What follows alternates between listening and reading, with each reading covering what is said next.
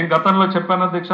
ప్రధానమంత్రి గారి పర్యటనలో వాళ్ళు వేసిన ఒక ఓటు అనేటువంటిది ఎంత లాభం చేసింది. ఒక ఓటుతో అమరావతికి 12,000 కోట్లు వచ్చినాయి, ఒక ఓటుతో పోలవరానికి 15,000 కోట్లు వచ్చింది, ఒక ఓటుతో విశాఖపట్నం స్టీల్ ప్లాంట్ పునరుద్ధరించబడి 11,000 కోట్లు వచ్చింది, ఒక ఓటుతో విశాఖ గూగుల్ సెంటర్, ఒక ఓటుతో విశాఖ రైల్వే జోన్, ఒక ఓటుతో పూర్వోదయ స్కీమ్, ఒక ఓటుతో రాయలసీమ హార్టికల్చర్ హబ్, ఒక ఓటుతో అమరావతి క్వాంటమ్ వ్యాలీ, ఒక ఓటుతో విద్యుత్ ఛార్జీల తగ్గింపు, ఒక ఓటుతో 70,000 కోట్ల నేషనల్ హైవేలు, ఒక ఓటుతో 70,000 కోట్ల రైల్వే లైన్లు, ఒక ఓటుతో ఆర్సిలర్ మిట్టల్, ఒక ఓటుతో టీసీఎస్ కాగ్నిజెంట్. ఇట్లా చెప్పుకుంటే వెళ్తే అధ్యక్ష పేజీలకు పేజీలు. ఒక ఓటుతో 3 రోజుల్లో విశాఖపట్నంలో జరిగినటువంటి పార్ట్నర్షిప్ సమ్మిట్ అధ్యక్ష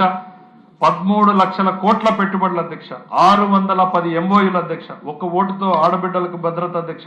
ఒక ఓటుతో రాయలసీమకు అందరినీవా కాలువల ద్వారా కృష్ణా జలాల అధ్యక్ష, ఇవాళ ఒక ఓటుతో మనం ఉన్నటువంటి అమరావతికి చట్టబద్ధ అధ్యక్ష, ఒక ఓటుతో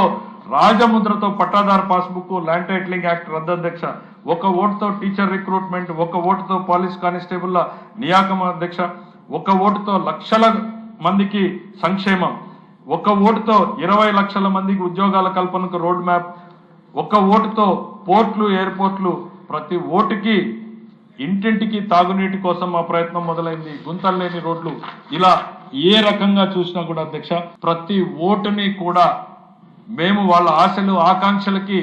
అనుగుణంగా పనిచేయడానికే మా ముఖ్యమంత్రి గారు మా అందరికీ